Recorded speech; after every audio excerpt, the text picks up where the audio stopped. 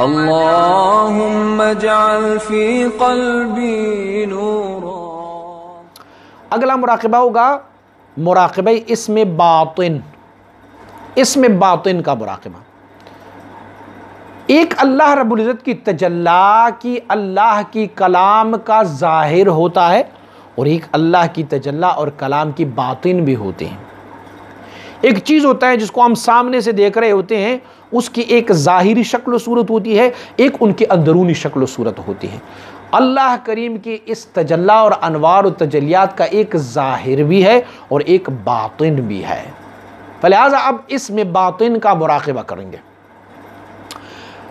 نیت سماعت فرمائیں کہ فیض میں آیت الذات بیچون کہ مسمع با اسم باطن است، کہ منشأ ولایت علیا است و ولایت ملأ الاعلی است، بمفہوم ان آیے کریمہ هو الاول والآخر والظاہر والباطن وهو بكل شيء علیم بعناصر ثلاثیمن کہ آب و باد و نارست بواسطہ پیران کبار رحمت اللہ تعالی علیہم اجمعین۔ مجھے فیض مل رہا ہے اس ذات کا کہ مسمع جن کا نام ہے باطن، رب کی اسماء و صفات میں سے ایک صفت جو ہے وہ باطن ہے۔ اب یہ ذات جو اسم باطن، جن کا نام باطن ہے، جن کو ہم مسمع کرتے ہیں باطن پر، وہ ذات وہ کیا ہے؟ منشأ ولایت علیا است، وہ ان ولایتوں کی جڑ ہے، ان ولایتوں کی بیس ہے، ان ولایتوں کی بنیاد ہے۔ وہ ولایتیں آپ نے پیدا فرمائی، کون سی ولایتیں؟ ولایت علیا۔ علیا کی معنی ہے اعلیٰ ولایتیں، ایسی ولایتیں کہ جو انبیاء علیہم الصلوات و تسلیمات کی ولایات ہے، یا وہ اولیاء اللہ جو اللہ رب العزت نے اسے مادرزاد اور کمل اولیاء پیدا فرمائے ہیں، ان کی ولایات ہے۔ اور حملۃ العرش، عرش عظیم الشان کو اٹھانے والے ملائکہ اعظام کی یہ ولایت ہے۔ اور دوسرا لفظ بھی سماعت فرمائے، وہ ولایت ملأ الاعلی است، ولایت علیا اور ولایت ملأ الاعلی۔ ملأ کہتے ہیں مقام کو، جگہ کو، نشانیوں کو، اور اعلیٰ کہتے ہیں بہتر کو۔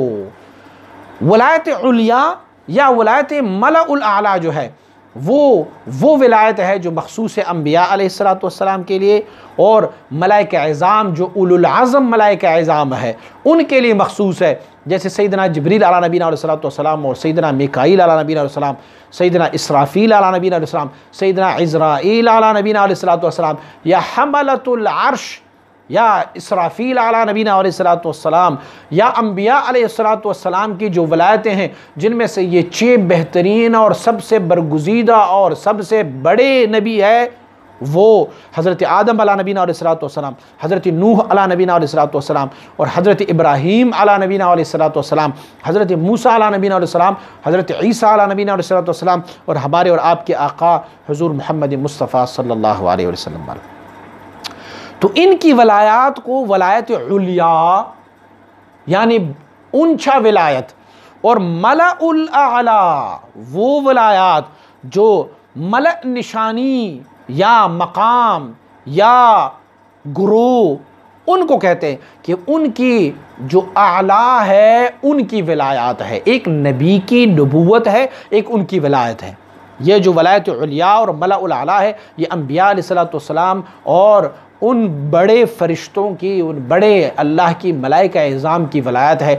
مجھے ان کی فیضان مل رہی ہے، کیونکہ رب کائنات نے فرمایا ہوا ہے کہ وہ ذات جو ہے هو الاول والآخر والظاہر والباطن علیم، کہ اول ہے اور پھر آخر ہے، اور اللہ رب العزت جو ہے وہ ظاہر ہے، اللہ رب العزت باطن ہے، اور ہر چیز پر وہ علیم ہے۔ یہ فیضان مجھے کہاں مل رہا ہے؟ بعناصر ثلاثی من، 3 عناصر کو مجھے مل رہا ہوتا ہے۔ کون سے 3 عناصر؟ کہ آب، باد و نار است۔ ہم نے کہا ہوا تھا کہ عناصر جو ہے وہ 4 ہے، آگ، ہوا، پانی اور مٹی۔ لیکن یہاں اس میں باطن کی فیضان کو ہم عناصر ثلاثہ میں 3 عناصر میں لیں گے۔ وہ کیا ہے کہ وہ آب پانی ہے، بعد ہوا ہے، اور نار کی معنی آگ ہے۔ اب مٹی کے عنصر ہم اس میں شامل نہیں کر رہے ہیں، کیونکہ ہم نے عرض کیا کہ ملأ الاعلیٰ کی جو ملائکہ عظام ہے، ملأ الاعلیٰ کے ملائکہ عظام ان 3 اجزاء سے تو بنے ہوئے ہیں، لیکن ان میں عنصر خاک نہیں ہے، مٹی والا عنصر ملائکہ عظام میں نہیں ہے۔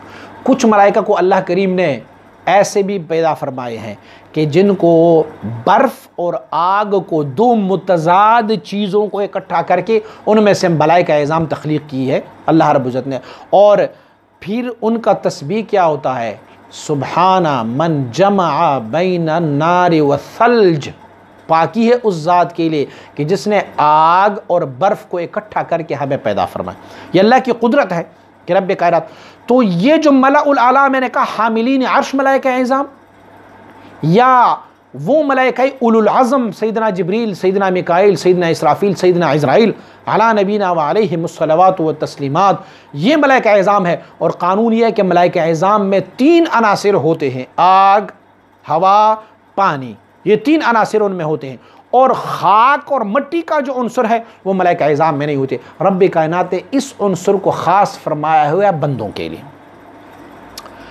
اور ملائکہ عظام کے بارے میں یہ قانون ہے کہ وما منا الا وله مقام معلوم، ملائکہ عظام خود فرماتے ہیں ہم میں سے ہر ایک کا اپنا ایک ہی مقام ہوتا ہے، ہم اپنے مقام سے آگے نہیں جا سکتے۔ جبریل علیہ نبینا والسلام کے واقعہ آپ لوگوں نے سماعت فرمائی ہوگی کہ جب شب معراج حضور سید عالم صلی اللہ علیہ وسلم بارک کے ساتھ سدرۃ المنتہا تک پہنچے تو آگے آپ نہیں جا سکے۔ وجہ یہ ہے کہ حضور مصطفیٰ کریم صلی اللہ علیہ وسلم بارک کو اللہ رب العزت نے ان 3 عناصر کے علاوہ، آگ، ہوا اور پانی کے علاوہ ایک عنصر اور بھی دیا تھا۔ وہ عنصر کیا تھا؟ مٹی کا، خاک کا عنصر تھا اللہ کریم نے اسے۔ اور خاک اور مٹی کے عنصر میں یہ کمال یہ ہے کہ ان کے لیے کوئی مخصوص مقام جو ہے وہ محدود نہیں ہے، بلکہ وہ اس میں سے ترقی کر سکتے ہیں، کیونکہ عنصر خاک جو ہے وہ خاص ہے انسانوں کے لیے۔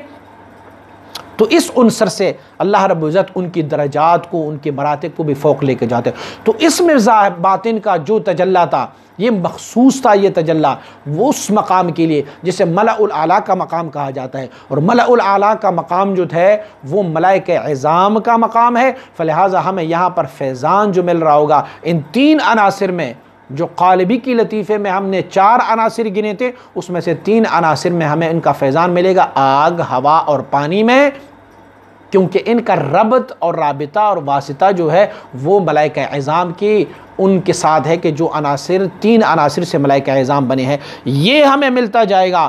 ان 3 عناصر میں ان کا فیضان ہمیں ملتا جائے گا بواسطہ پیران کبار رحمۃ اللہ تعالی علیہم اجمعین۔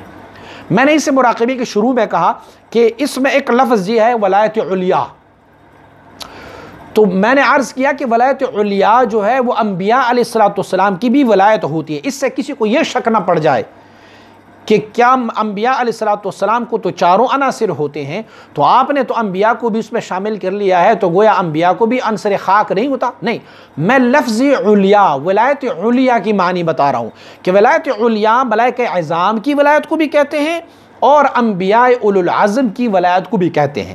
لیکن جب ہم اس مراقبے کا فیضان لیں گے تو ہم اس مراقبے کے فیضان کو ان 3 عناصر میں لیں گے، کیونکہ یہ مخصوص ہے ملأ الاعلیٰ کی جو مراتب ہے وہ ملائکہ عظام کے ساتھ مخصوص ہے، اس لیے اور ملائکہ عظام ان 3 عناصر ملائکہ عظام میں ہیں۔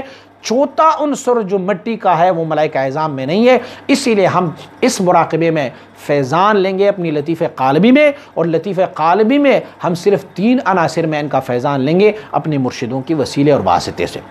اس مراقبے میں بھی ہمارے مشائخ نے فرمایا ہوا ہے کہ یہ مراقبہ بھی 20 دن کا کیا جائے، اس میں ظاہر کا اور اس میں باطن، ان دونوں کا مراقبہ جو ہے وہ 20 دن کا، اصولی مراقبات کے مراقبوں میں سے 10 دن مراقبے، اور اس میں ظاہر اور اس میں باطن کا مراقبہ ہمیں 20 دن کا کہا گیا ہے۔